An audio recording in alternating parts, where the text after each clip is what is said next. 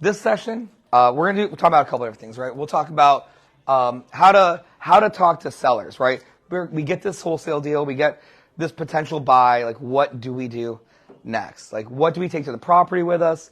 All of that stuff. So there's a few things that I like to do and set myself up with before I just go look at a property. So remember, it's all about posture and positioning ourselves whenever we're doing this. Sorry, just shut that door. What's up? Everybody say hi. Are people saying hi? Hi! Demont's watching. What's up, Demont? Cool. So, all right, guys. So now, at this point, like, and we'll do this here in a minute. Like, we're going to talk about when we pull our list on Deal Machine, wherever we find these leads, right? So whether we're skip tracing through Deal Machine, whether we're driving for dollars, whatever, looking for tired landlords, whatever it is that we're doing when we're trying to find these properties, the next step is getting to the property as fast as we can. So, and we'll run through that script and what that looks like. But here's a few things that I want to take with me to be prepared when I'm talking to sellers. So what I need to know before I can do anything when I get to these houses is I need to understand what the house is worth. So actually, we should take it a step back. We're going to talk about, we're going to switch it. We're going to talk about our script, like what we say to sellers. Let's look how we got to this point.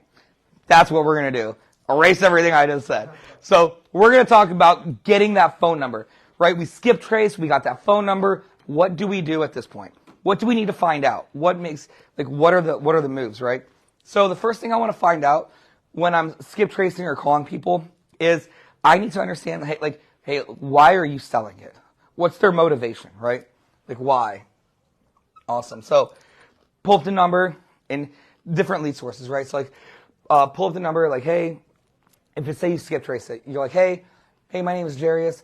I actually got your number from a realtor friend of mine. They said you might be interested in selling your property. And just pause.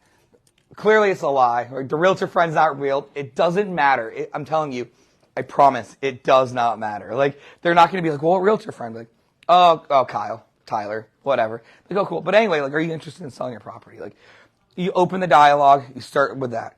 Now, that's for one kind of lead. Say you want to look for tired landlords, right? How do you look for tired landlords? So I'll pull up like apartments.com. You can go to Craigslist. You can go on Facebook Marketplace and look for areas that you understand, right? Like when you have your buy box, your zip codes, all of that, you look in those areas and look for things that are being under rented, right? Say there's like a 2-bed that you know is like $1,300 a month, right? And it's listed for like $750, $800, whatever. Call them. Be like, hey, my name is Jarius. I just noticed that you had an apartment for rent.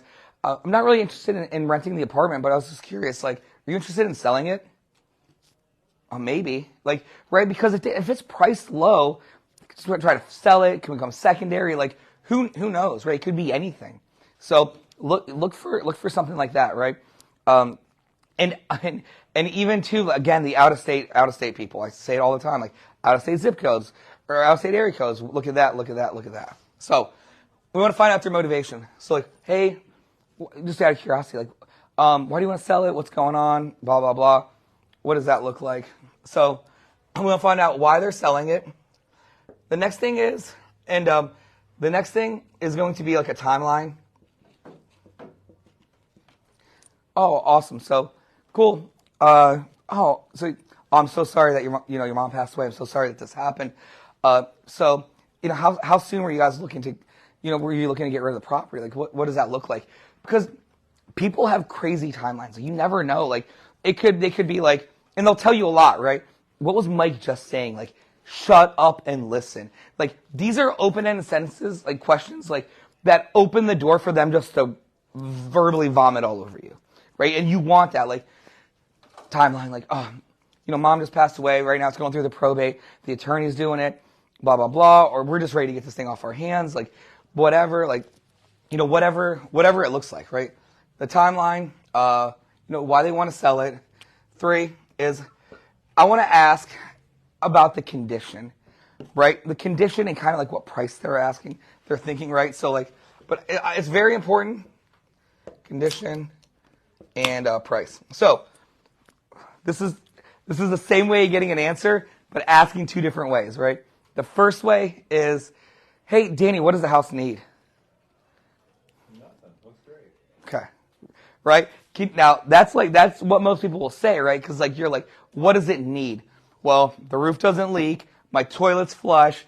The kitchen faucet runs water. It doesn't need anything, right? So that's it. It doesn't need anything. Versus rephrasing it, one simple phrase is, have you made any repairs to the property in the last couple of years? Have there been any updates on the property the last couple of years? Oh yeah, the AC went out. Oh, we have to we put a new roof on, whatever, right? That's how you get to the outcome, right? And then right there you can kind of understand oh cool, new furnace, that's cool, check that box, new roof, check that box, whatever. So, and then I'll ask too, awesome, you guys a ballpark price you're thinking you want to get for it? What does that look like? And they'll share a price or they'll share whatever, right? So I get all of these to do one thing that's so important is I want to know,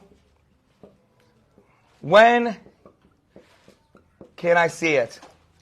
I need to know, when can I see this house? I need to go, I need to be there.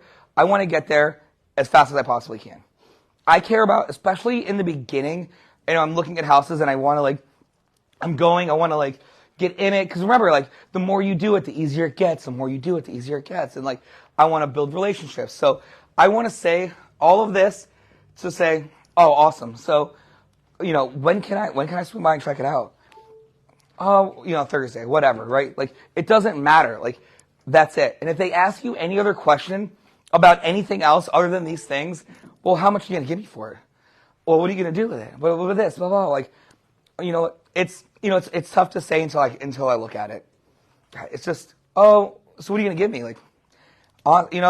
It's just tough to say until I can come by and look at it. So, are you gonna bulldoze it down? Are you gonna rent it? What are you gonna do? Tough to know. Until I see it, when can I come look at it? When can I come look at it? I want to get to that house. It's so important to get there. So I don't just want to get there just to get there, right? We're experts.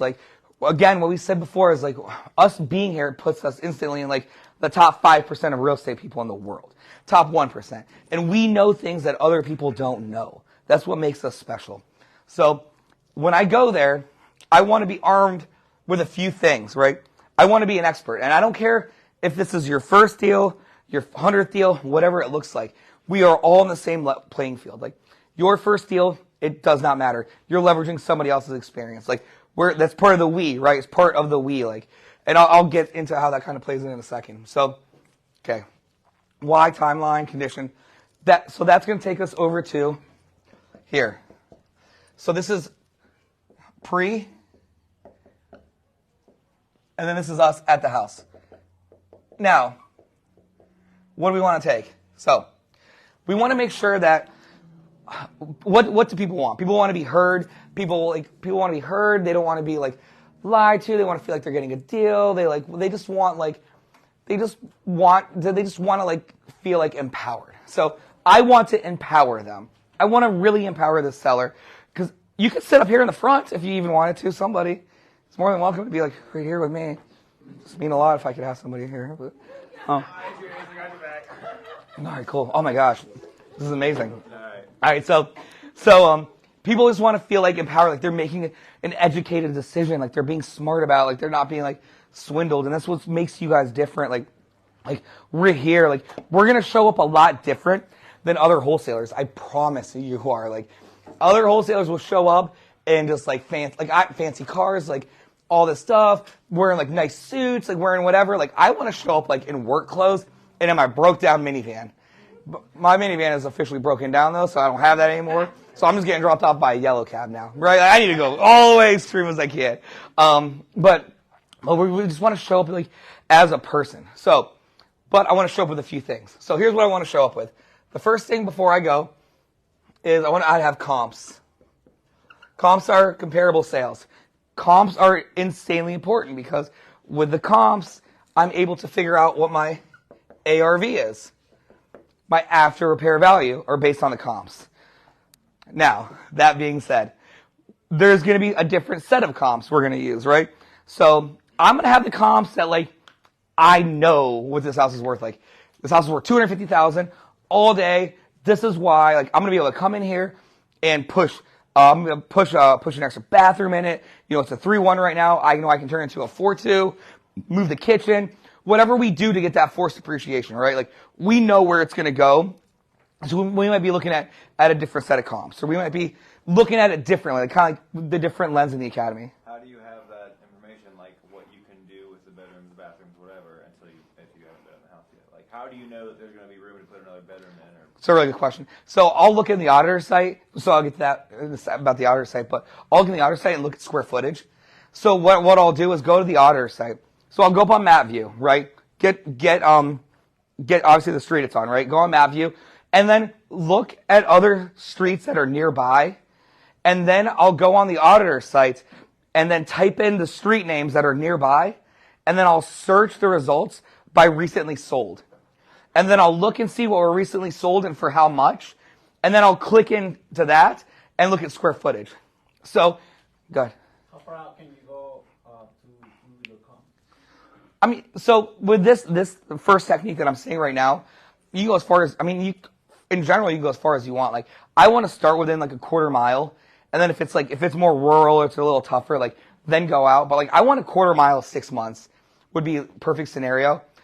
Now, if I'm messing with like, if I want to get my my other set of comps, like my lower comps, right? Well, first let me finish this one. So to clarify, what you're saying is you have this house. It's a 3-bedroom, 1 bath, or whatever, and it's 1,800 square foot. And now you see another house, 1 street over, it's 1,800 square foot, but it's a 4-bedroom, 2 bath. So you have the space to make that happen. Yeah. You just kind of know, like, right? You can kind of like know, like, hey, I can do something here, I can do something here, but maybe you're wrong, right? Maybe you can't, Yeah. but you won't know until you go look at it, right? And then you can kind of adjust. But what's the general rule of thumb? Let's just say that you don't find any comps.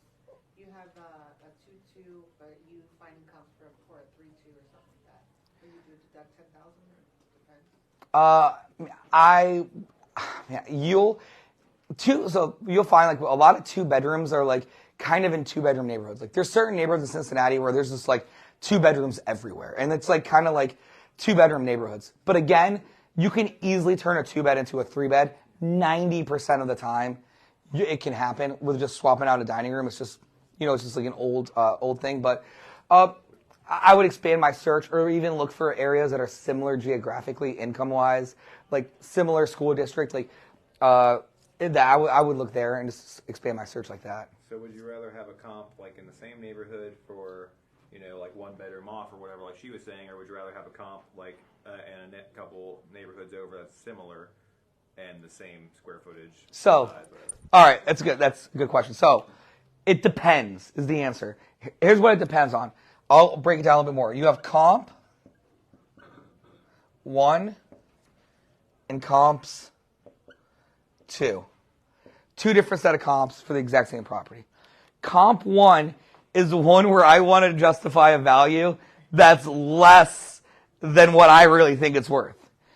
So what does that mean? Like I want to look for, so if the one that's the exact same footprint, that's in a couple neighborhoods away, that we kind of know, like, it's not a great comp. Like it's a different neighborhood, across the street's different, blah, blah, blah.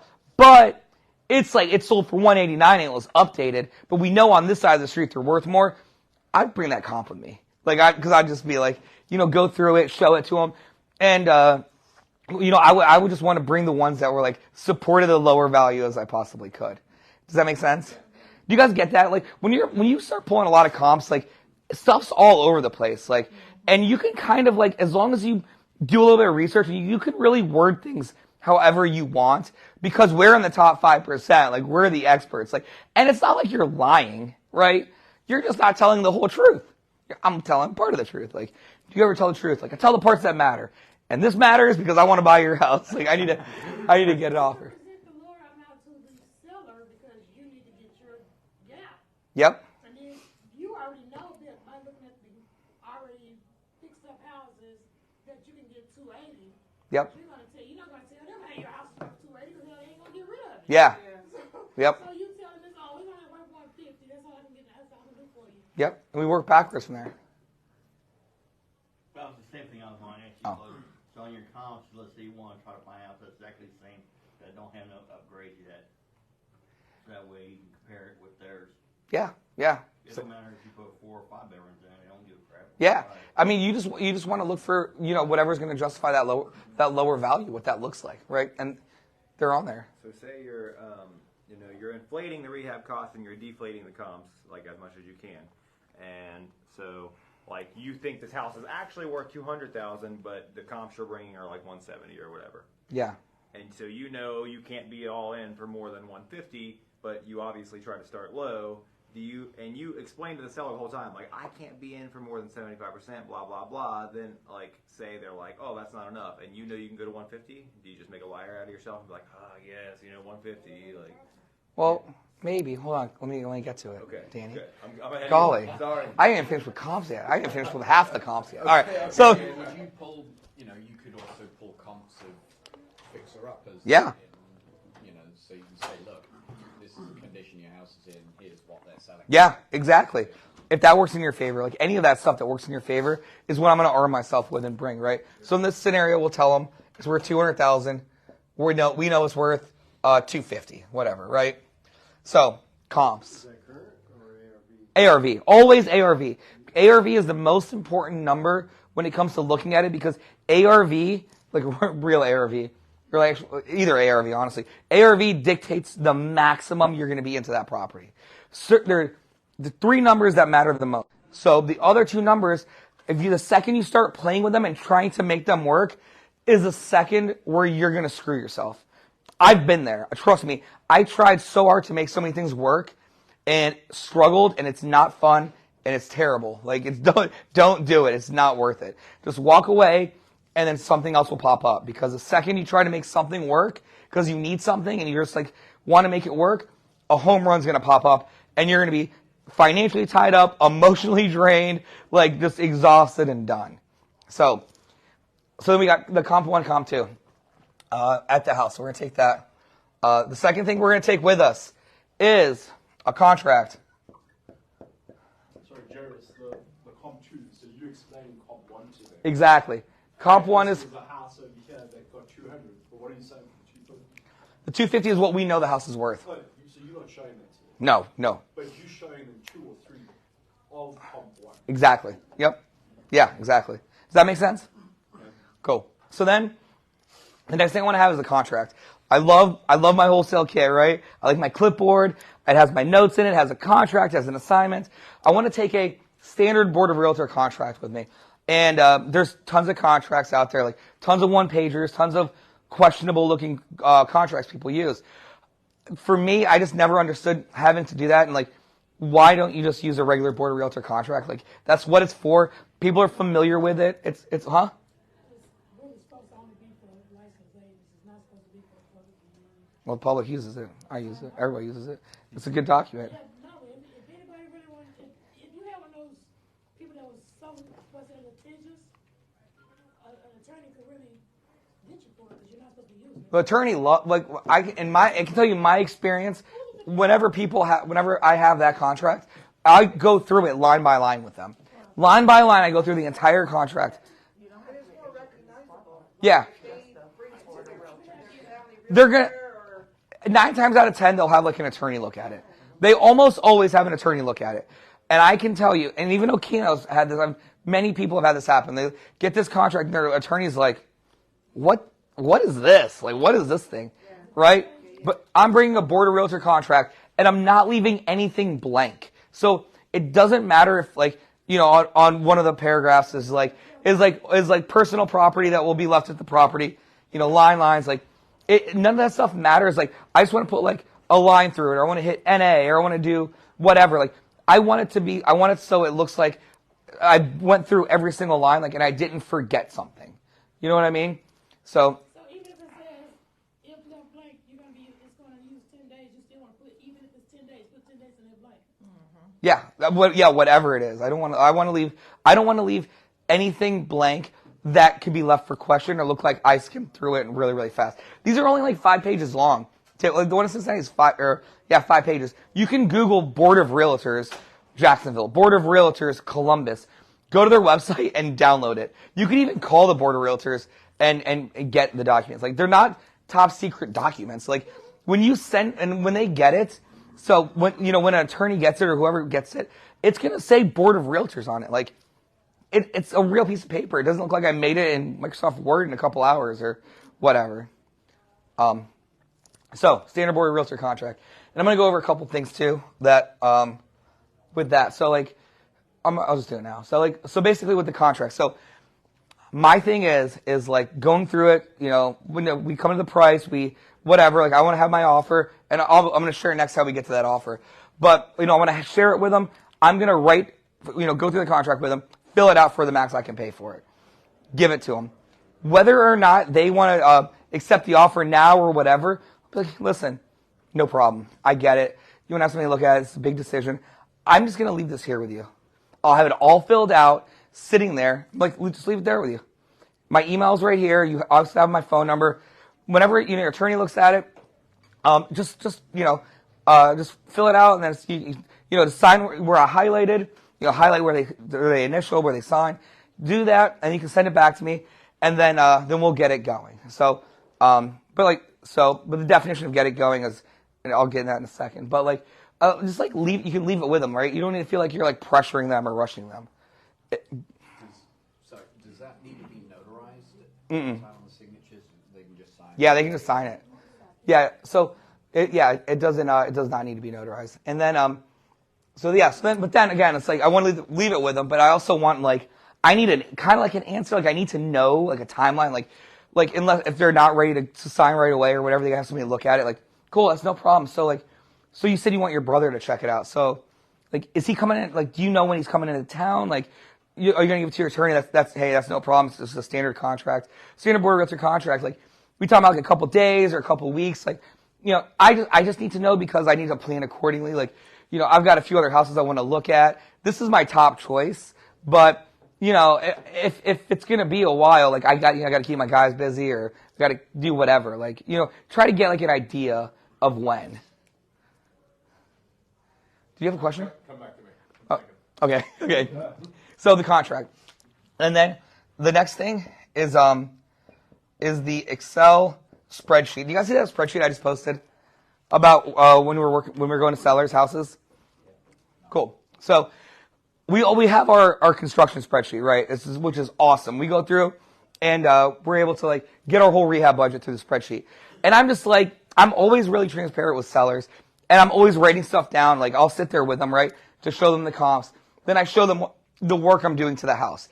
And the work I'm doing to the house is supported by the comps. That one had a newer kitchen, or this is how I do my houses. And I show them some of my rentals. I'll show them rentals I've done. If you've never done a deal, show them my properties. They're not going to know the difference. Oh yeah, these are my rentals up in Cincinnati that my partner Jarius and I did. Whatever. It doesn't matter. Just show them. It's part of the we, right? We're leveraging off each other. We are doing this together. So, yeah, so this is how I finish them. Graded countertops, blah, blah, blah.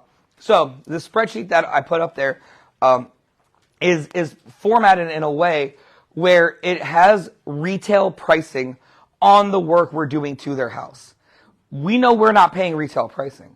We don't do that. We know better, right? We're paying investor pricing. We know what we're paying for stuff. But people don't know that. People are used to a kitchen costing $30,000. They're used to a bathroom costing $15,000. My friend in Hilton Head called me the other day, and he's like, "Hey, is $8,000 a good price for a bathroom?" I was like, "Yeah, it's not terrible. It's fine because it is fine for him. Whatever."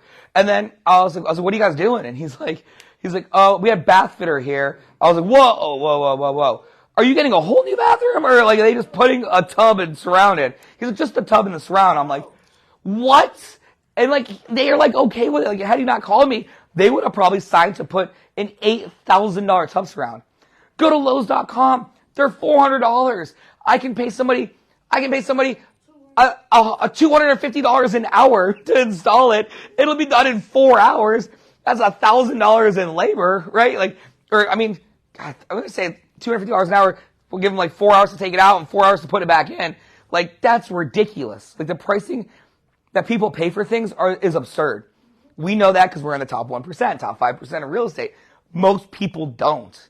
And that goes for pricing across the board, not just bathrooms, kitchen cabinets, whatever. We know we can get nice cabinets for like $300 a cabinet, $350 maybe, installed for like $40. We know that. What is the name of that Excel spreadsheet? Where is it at? Where is it at? Which one is that? It's in the group. We'll pop it up later too. I want to dress it up and make it look pretty. I did this when we were in Cabo last week because like, who was it?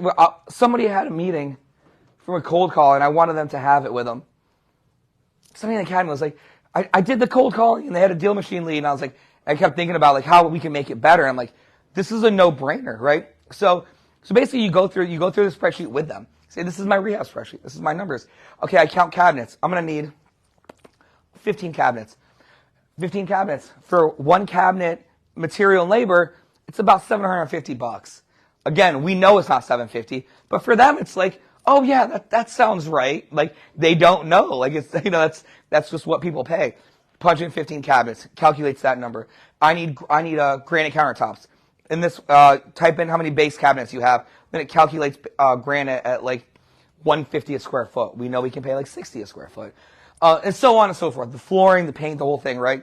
So this populates it based on retail pricing.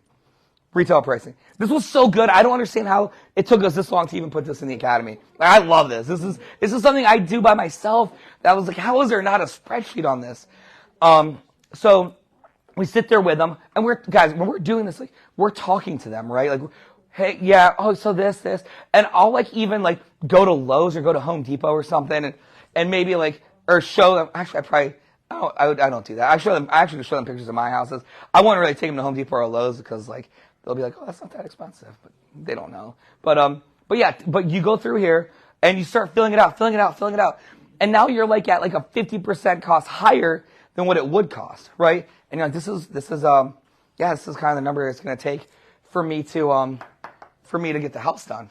Would you have to tour the house?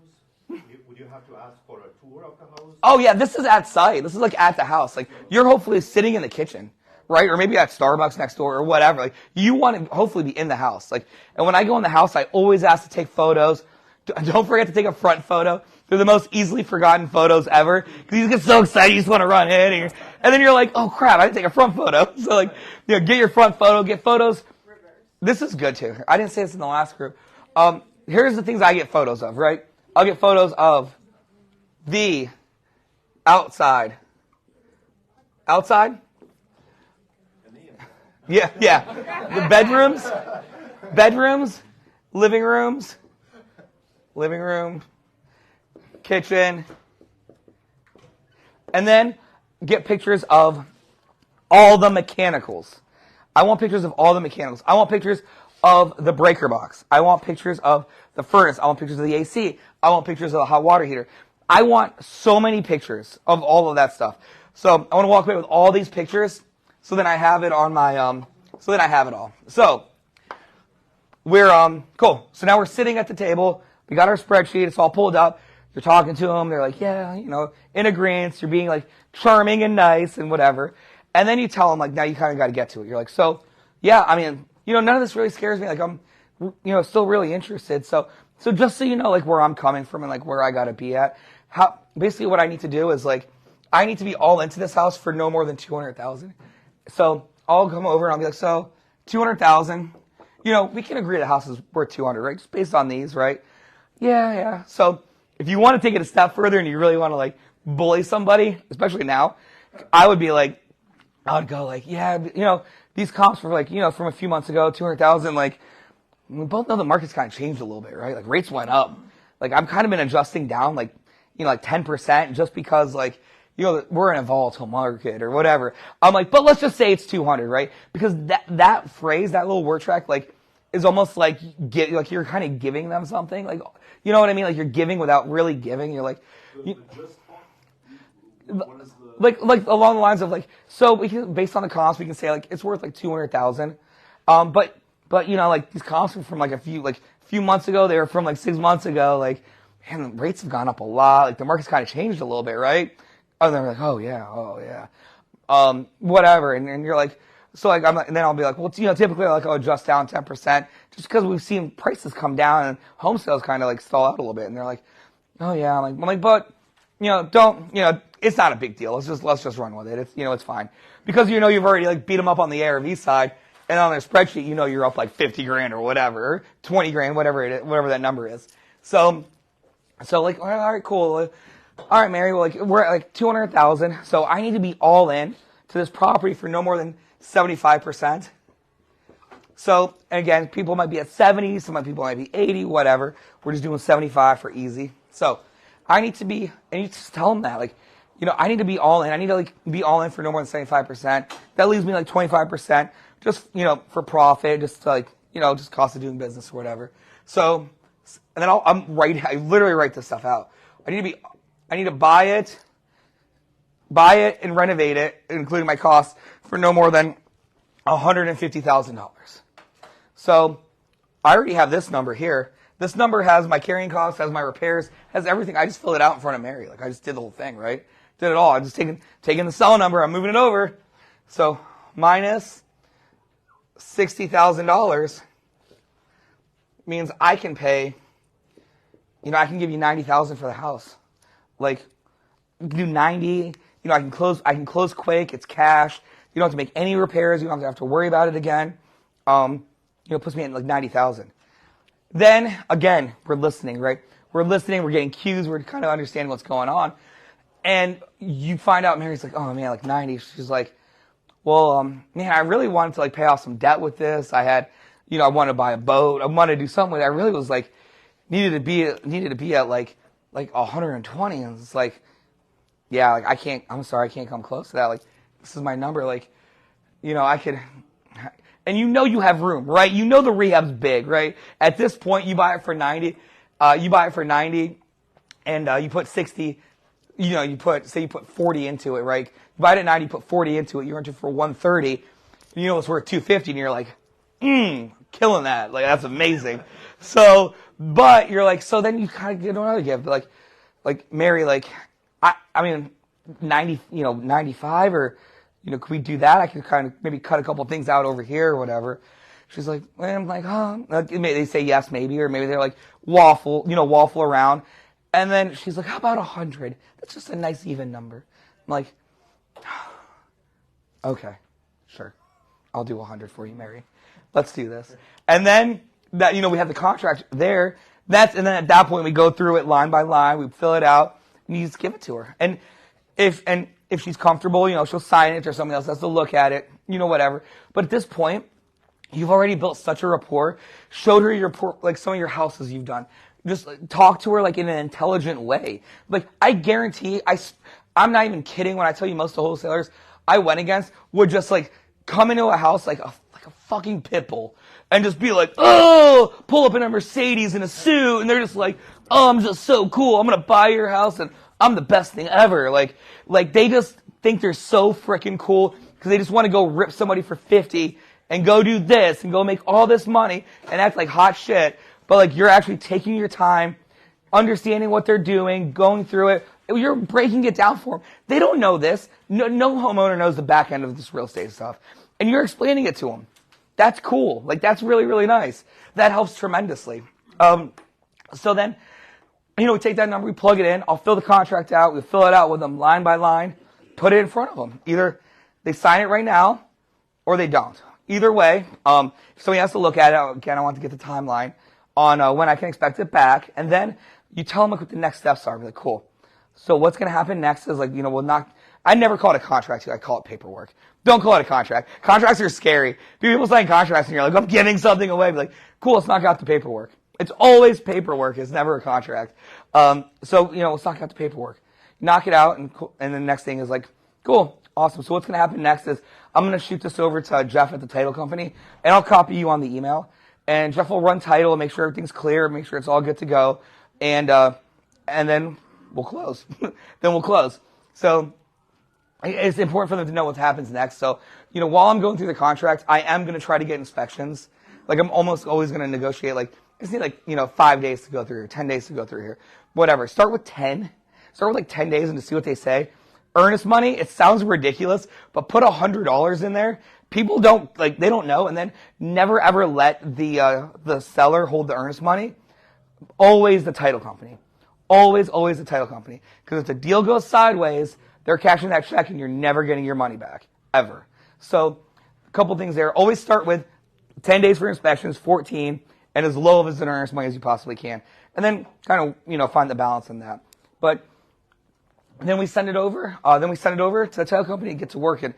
Now, whatever reason, right? We can't even come up with a price. Shwanda? I'm sorry, I had a question, but you jumped so quick from the squirrel. Anyway, so. In Florida, I guess, I don't know if it's all of Florida, I know Jacksonville has a bad, I guess they have so many wholesalers that they undercut each other like all the time. So they have a thing where they file the title with a memorandum of something. It's kind of like that. So basically with the seller to say, hey, you're under contract with me. You can't sell it, once I walk out this door, the next wholesaler comes and the seller's like, oh yeah, I'm going to go with you because you offer me more money. So they'll file the title so they can't close on it. Yeah. And kick you out. Because if they don't never call you back, you don't know that they didn't, try to sell it to the next person. Man, at this point, as soon as I get my contract, within an hour, it's going to a title company to get closed. Like, it's going immediately. And if they try to do something crazy, where I'm going to put a lien against, I'll put that contract against the house and be like, that's mine. Like, that's my house, right? Like, that's mine. Okay, I think that's where they do it up front.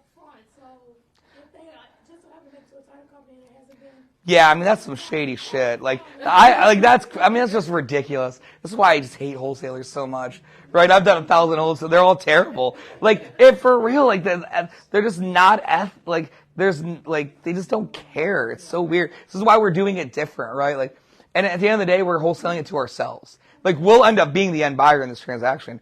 That's what we want, right? So we're not worried. That's why we're never really worried about inspection periods. Because, like, man, I know if I can get this for 90, 100, 110, like, I think I got it sold to me. Like, I'm good. I know I'm good. Like, so that's where it's like for the inspections. Like, if you really do want to wholesale it, get those inspections, and then just say, hey, just so you know, like, especially if the house is empty, like, so, is it alright if I just grab the keys and I'll put it on the lockbox, put a lockbox on here. I just want to run a couple of my contractors through, just because, not for no other reason than I want to get a list before we close so I can get some stuff ordered. Cabinets are taking forever. Windows are taking forever, which we know, like, I never ever recommend doing that until you close, but they don't know that, right? So, so just so you can get people through it and, are able to buy it. And if for some reason I'm not able to get to, like, the 90, the 110, like, the number that makes sense, I'll just say, like, just be honest, like, this is when I have my license here, I'll just say, like, so, it just doesn't work for me, but, like, I do want to help you sell this thing. Like, I can put it on the market for you for, like, $500, $1,000, 1%. I did so many $500 flat fee listings. It was ridiculous.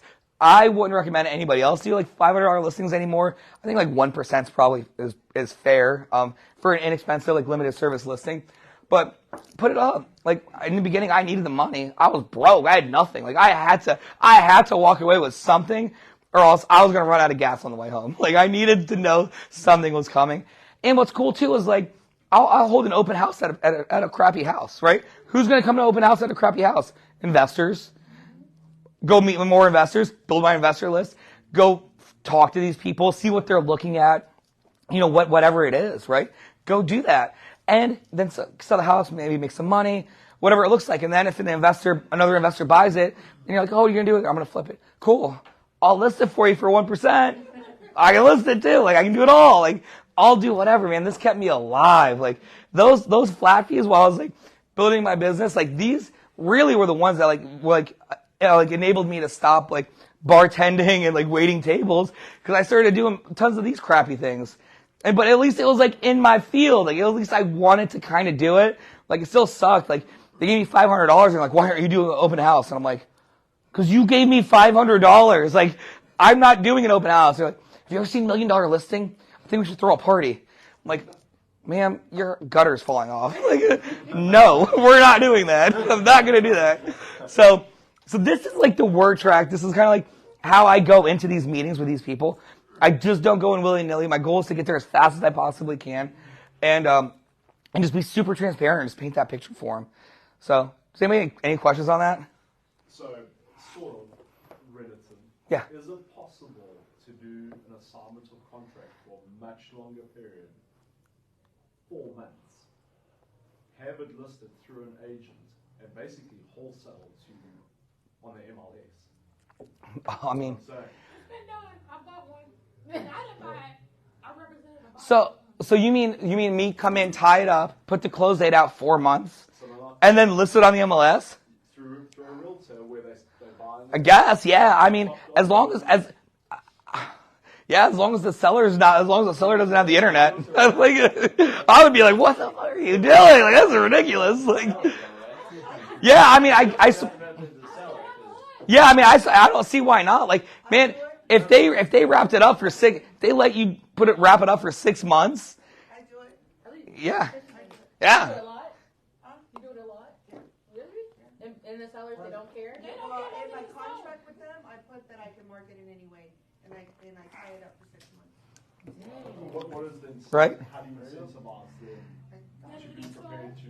I'm gonna give them money when it sells. When it sells, I mean, they're gonna get their money. But remember though too, for every time you do that, and they do take more appointments, there's going to be somebody that's going to close cash quickly in a couple weeks. Yes. But not to say that there isn't some people that are fine waiting if they can get, if my number goes from, if they sit down with me and I land at 100, and you come in and you're like, I can do 130, but I need 6 months, and they're like, and they're not motivated, like they're not in a hurry, like, oh, I'll wait 6 months. I price it right where it's gonna move. I don't, Yeah. I'm greedy about it. But you don't hold I'm it for 20. 6 months. I do. I'll try to sell it before that. I price it 20% under market value. How does that work? Who's the realtor representing at that point then? Me, But they can't represent you because you don't own the property. in the contract. She's a You're realtor. giving them that. You put on Like in there. the contract. Oh, you're the realtor? Yeah. Oh, okay. I'm the wholesaler. Like her. Isn't that crazy? So then that's really good. So like we talked about that for a second, right? But now, when do we talk about seller financing? When do we talk about other things, right? So this all happens when we're understanding their why. It starts on that first phone call, right? And then we get to the house and we're talking to them. We're finding out what's their motivation. What does it look like? Do they have debt they want to pay off? Do they bring up like, you're looking at the house, be like, man, it's nice house. So, like, what do you guys owe on it? Oh, it's free and clear. I'm like, awesome, cool. Man, have you thought about like where you're paying taxes? Oh, don't get me started on taxes. Don't blah blah blah. Like then in my head I'm like, yes.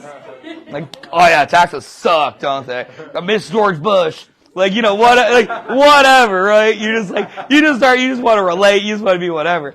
And then you go through the contract and you're like, cool. So like, yeah, I'm 90, but like, you're going through it and you're like, well, hey, out of curiosity, like you mentioned you're worried about taxes and stuff. Like, what would it look like? I can draw out a scenario where you can avoid those taxes and like, I can still give you like 90 for the house. And, you can make a little extra every month. Like cause, at the end of the day, like, I showed you my costs over here on the spreadsheet. I'm going to borrow the money from somebody. Why not, like, if guys don't need it, you're worried about the taxes. Like, I'll pay you 6%. Why don't you just hold the note on the house for me? I'll pay you 6%. We'll do a 30-year amortization with a 5-year term. What does that mean? That's what they'll say. Yeah. And then I draw it back out. I literally will map it out for them. Like, well, hey, let's pull up my computer. Like, let's pull up an amortization schedule.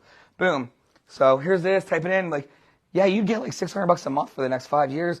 You don't have to mess with the property ever again. And that's pretty cool. Like and they might not have even thought about that, right? Or they just might be like, no, I need the money. I want to buy a boat and just get out of here. Like, I don't care, right? Like, you never know. But it's just about shutting up and just like listening. Like, and also being the expert. We're all experts. Like, that's what makes us so different. Like, and even if you did the seller finance route too, like, you could pay a little bit more. You could give them a little bit more money to carry it, right? And you have it for 5 years and you bought in the right areas. So then maybe it's like, I'm not really worried about rehabbing it right away because I can rent it. And I know the rent will cover my 6% loan to them, my 5% loan, my whatever loan, right? And I just rent it, kind of wait, come back to it like in a couple years, then go to a private lender. I'm like, hey, can I borrow 30 grand? I want to fix this place up I'm getting to the end of my 5 years. I want to refinance out, fix it up. Boom, pay off the seller, pay off your lender. You got this house for no money out of pocket in an area that's appreciating. And now you got the principal reduction and the depreciation and the tax benefits and the cash flow. Like, you crushed it with no money out of your pocket. But you got to this conclusion just by talking, by going to see it, by going to see it. Matt? How do we do this virtually? 100% virtually. Academy members.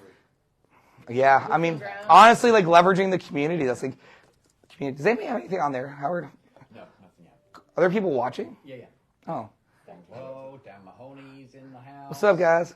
Shannon Smith's watching. No, but you leverage the team. You leverage your team. Like, you got people out there, like maybe like a realtor. Maybe you pay, and again, like I know David was talking about giving away the equity. Like, equity is so expensive. Like, I'd rather see you overpay for the house than give away an infinite amount of return. Like, I just am so, it's just so important.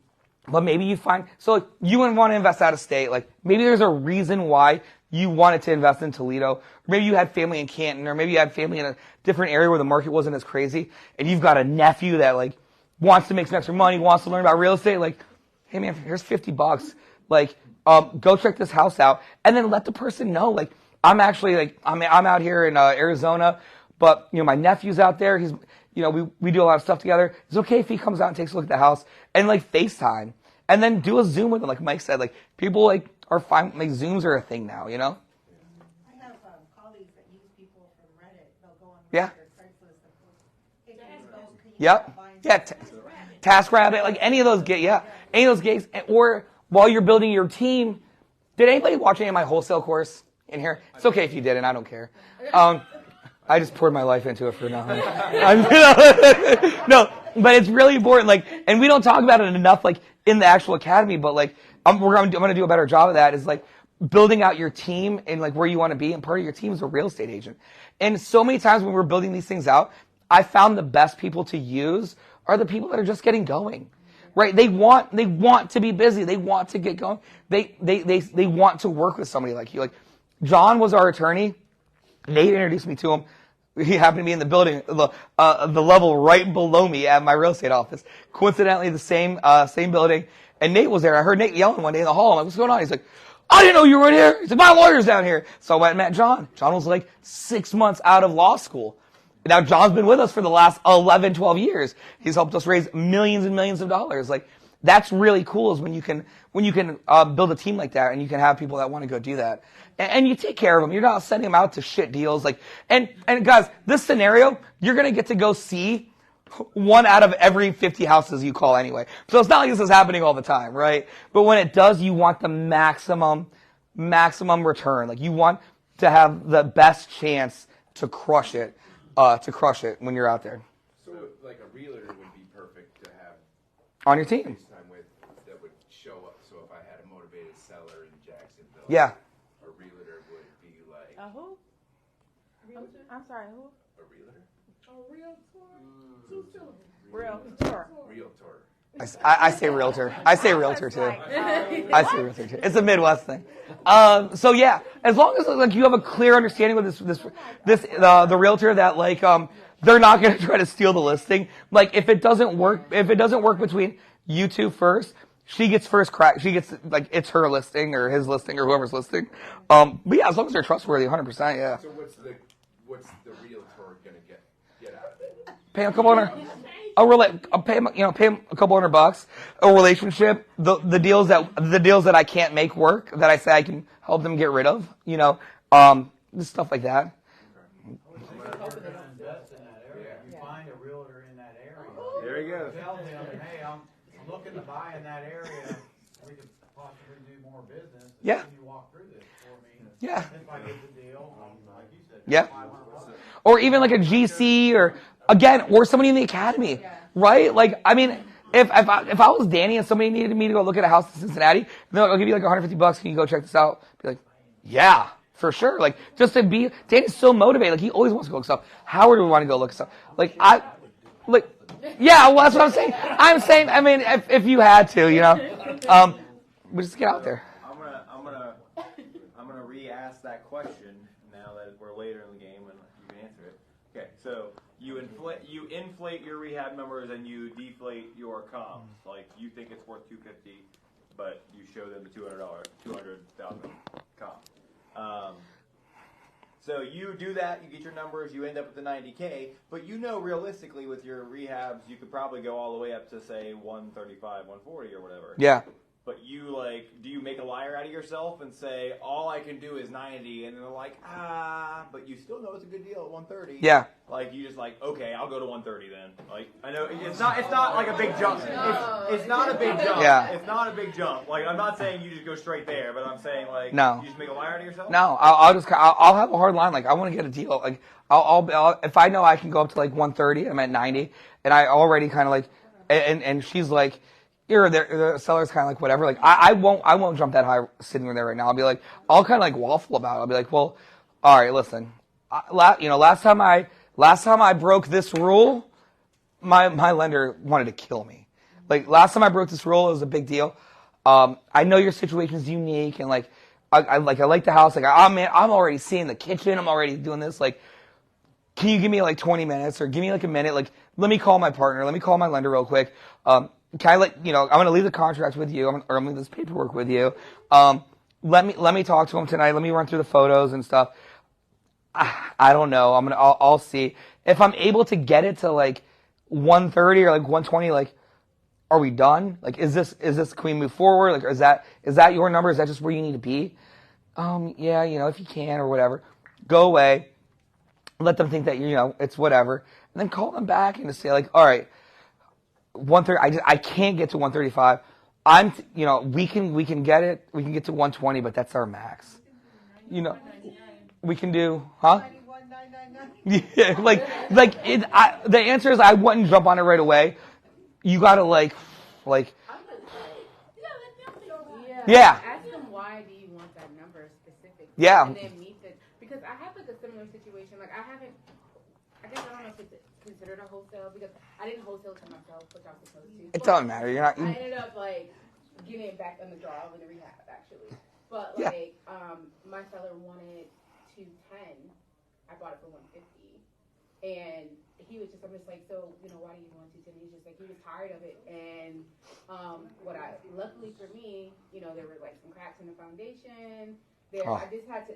Those are like the best ones. It was a dream. Yeah. Because anytime you hear like foundation issues, like find issues, because there are really issues, right? So just find those issues, and you're not making a liar out of yourself. Because honestly, I actually have gotten things under contract, and I go to a company that I know they're going to quote me something ridiculous, and I know I can get it for cheap. That doesn't mean I'm a liar. Just because I'm going to get it cheaper, I'm like, listen, if you were to go to this company, this is how much you're going to pay. They don't know that I'm vertically integrated. They don't know, what resources I have. They don't know. Well, exactly, and that's how you get the lower number to begin with, right? But you still know that you can get it cheaper ultimately, and so you can you're telling half the truth to the homeowner. But it's not really half the truth though, because you're basically you're telling them like, hey, if they're gonna go, like if I am as a homeowner is going to get my foundation fixed, I'm not vertically integrated. I don't have a contractor team. So when you present to them this is how literally I told them this is how much it's gonna cost from Apex Plumbing to fix your plumbing. So I think what Danny's worried about is we're if we know it's worth 250 and we can buy it at 75% of 250, so 75% of 250 is obviously 50 grand more than of 200. So we know that we could take this number and really go up to 140. But you don't want to make a liar out of yourself because you just spent all that time doing that. But if you jack it up too much, then you're gonna look like you're not trustworthy. Why not just let them give you a number first? Yeah. From that number, because their number might be 130. Again, that's where remember we're right here, right? Any updates? Do you have a number in mind? Man, if they said they 60, 50 grand, I'm not gonna, none of this even matters. I'm on my way with a contract. Cool. Let's do this, right? So here's I said this on the other session. There's a house I bought that was a sheriff's sale, and I tried to buy this house from the homeowner. I tried to buy the house from the homeowner a year before I went to sheriff's sale, and she went to sell it. It was a pain in the butt. Then I went to sheriff's sale. I bought the house. We took out 4 30-yard dumpsters out of this house. Had the dumpsters in the yard, tons of crap. Coincidentally, the day we were cleaning this house out, the neighbor to the right had a dumpster in her yard, her driveway. I was like, oh, this is amazing. That's cool. So like, I ran over and started talking to her, and she kept saying like, you don't want to buy this house. She lived in Dayton. Her mom died and left her the house. And she's like, you don't want to buy this house. The sewer line's bad. And that's what people say, right? Like, I don't care. She's like, it's gonna be at least 50,000. I was like, yeah, at least 75,000. Like, totally, this is the worst thing ever. You might as well tear the house down, right? Oh my gosh, it's so bad. I'll show you guys the house. I have pictures. And then she was just like convinced it was just terrible, and she's like, I would feel guilty selling it to you. I was like, well, then just give it to me. Like, I'll take it. I'll just take it. And then whatever, we negotiated. I was at $20,000 to buy this house. Okay, I had her at $20,000. So, but gave her all the stuff, and she was like kind of like not motivated, but did want to sell it. Kind of like waffling around. She's like, well, give me a couple days. I'm like, all right. And I see her. She'd be cleaning the house out. I'd see her like I'm be next door at the other house, and then I'm at my house directly next door. A brand new Tesla pulls up. And when I tell these stories about other wholesalers, like, it's from experience. It's not like bullshit. So the dude pulls up in a brand new Tesla. Did it die? I think it died. Oh. No, I think it died. No, it's still on. You're still on. You keep touching the table. No, the gimbal died. Oh, okay, I see. All right, here. No, don't do that. Just... You can't have that anymore. Where did the 60K come from? Hold on. Oh, he was just saying, like, for example, if she would have been like, oh, I only want 60 for it. He was like, no. This 60K came from the rehab. Oh. Rehab's yeah. So then I'm next door at my house. I'm next door at my house, getting it all cleaned out, and I see this brand new, super cool Tesla pull up. And I was like, oh, that's a cool Tesla. Then this dude comes out. It's another wholesaler. I know who this person is. You guys might know him if you're in Cincinnati. Comes out in a suit, and he's just like coming out like he's like $1 million listing to go look at this crappy house. This woman just inherited from her mom who just died. Came out like it was like a GQ thing. And I was like, that son of a bitch. I was like, no. I was like, no. So he goes through, runs out. He leaves, and I like run right over. I'm like, Mary. I'm like, what was he doing here? I know who that is. And I was like, I swear to God, I was like, Mary. All he's gonna try to do is buy your property for as cheap as he can, then mark it up, and then sell it to other people. And because he's a wholesaler, right? And I'm like, see that? And I'm a wholesaler to myself, right? I don't know. I'm the end buyer, but I'm also gonna wholesale to myself, right? So I was like, what did he offer you? And she's like, Jarius, I just really like you, and I'm gonna be honest. He offered me $25,000, and I was like, Mary, can I just give you 30 and just be done with this thing? She's like, really? I was like, yeah. I was like, let's do 30. Let's just be done with it. I'm already working over here, like, and I'm like working over here, and like, it'd be nice if I could just have them right next to each other. It makes it really easy. She's like, I just feel so bad. I'm like, don't feel bad. It's fine.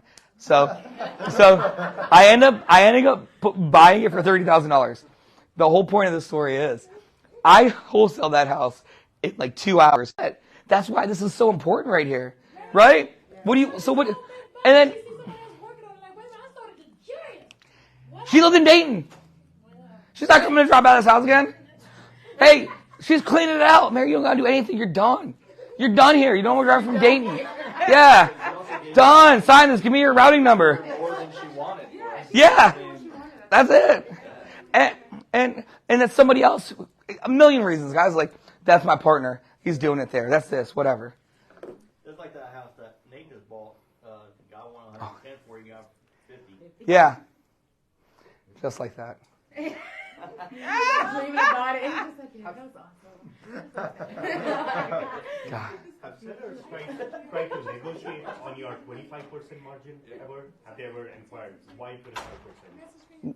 Actually, no, they never have. I mean, it's just, if they ever did, I'd be like, well, do you go to work for free? I'm taking on all this debt. I'm taking on the risk. I have the liability. I'm dealing with contractors. This is a 9-month project for me. I gotta make money. Like, nobody's asking you to go to work for free. Like, I gotta make money. I'm here to help. Like, pay me, Mary. Now, so earlier on, when you were talking about, I'm interested, but like, I don't know. But if I'm able to like end it to get it up there, like, are we done? Is that good? Or like, hey, I can be at 130, but like, I need you to finance the deal for me. I need you to carry it I need you to carry it back for 5 years. If you sell or finance it, I do have some flexibility because now I'm saving costs and whatever. But Danny, it's just posture. Like and it gets easier the more you do it. Like they always say in negotiation, the person who cares the least wins. And it's just true. Like one thing like I've learned to do better is like when I'm at houses, like I don't spaz out. Like I'll mirror whoever I'm with. And once you like mirror them and you're just like, like I don't need the deal. Like you might be like begging. Like for that Mary, I was like begging. Like I wanted it so freaking bad. Like, oh, and I want another one right now. Let's just start calling some people.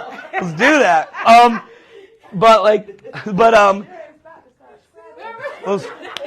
ready. I'm ready. This is the best business ever, man. Can you believe we get paid for this? So then, but you just don't do it. Just say like, wait, you just wish-wash. You're just like, I got a partner. I got somebody else. Like in this case, my lender will kill me. Last time I broke this rule, I lost my butt on a deal, blah, blah, blah. And then come back to it. Let them sweat it out, right? They want to sell it just as bad. So. Do you always write your own contracts? Hmm? I'm supposed to go look at a wholesale deal tomorrow, possibly too, in Cincinnati. So say I go through the property, the numbers look great and everything, and then is it on the wholesaler's going to write up the contract or whatever? Oh, you're looking at a deal from a wholesaler? Yeah. Oh, from Chris? Yeah. I'll have if the wholesaler has a contract, I'll have them send it over to me. Yeah. Chances are it's going to be sort of like a weird kind of contract. I'll just make sure I'm going to make sure that they have a purchase contract, first of all. And if they don't want me to see it, that's fine. I'll just say who's the title company? I want to call the title company and make sure you have title. You know what I mean? Yeah, well, whatever. You just want to see that there is really a contract. And then if it's an assignment, it's just going to be assignments are kind of shitty one-word docs. There's not really a standard assignment. It's really just boom, boom, boom, boom.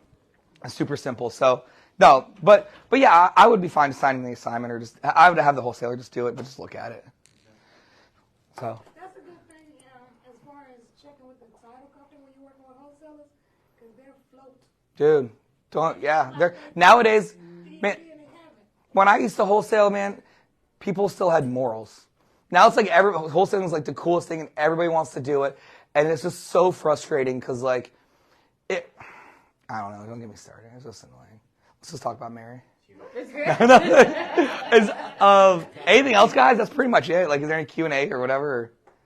Guillermo says thank you for sharing all your knowledge and experience. Chris Long says, just made it home. Great to see everyone. You guys never stop. Awesome. But does this make sense? Is there more? No. Oh, okay, good. Does this make sense, guys? Can you guys all we can all go to a house and do this. It's not complicated. This is what makes us better and different than everybody else. Is we are taking our time, we're breaking it down, we're showing them what we're doing, why we're doing, how we're getting that conclusion. That's it. I have a question. When you're looking at the comps, what's your rule? Do you take the lowest or the highest or the average?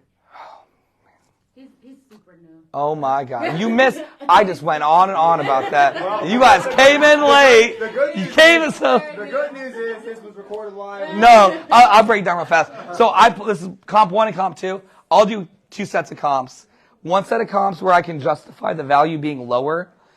However I used to justify it, whether the house is dated, whether I'm looking at a house that's the house I want to go look at is a 3-bed, 1-bath, but I know I'm going to make it a 4-bed, 2-bath, or a 3-bed, 2-bath. And I'm going to be able to push it, and I know that I'll be able to get $250 for it.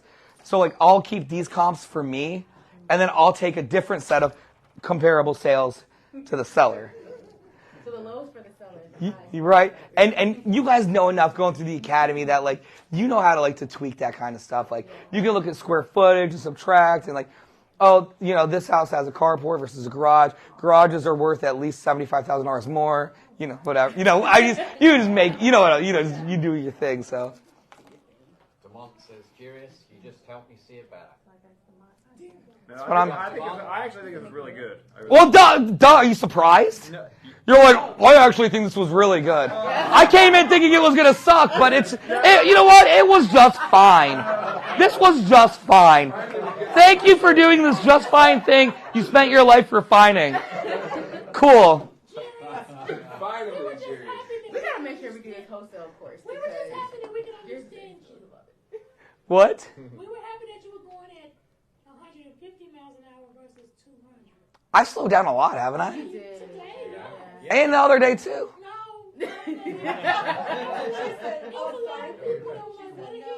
There is no way I've been going the same speed.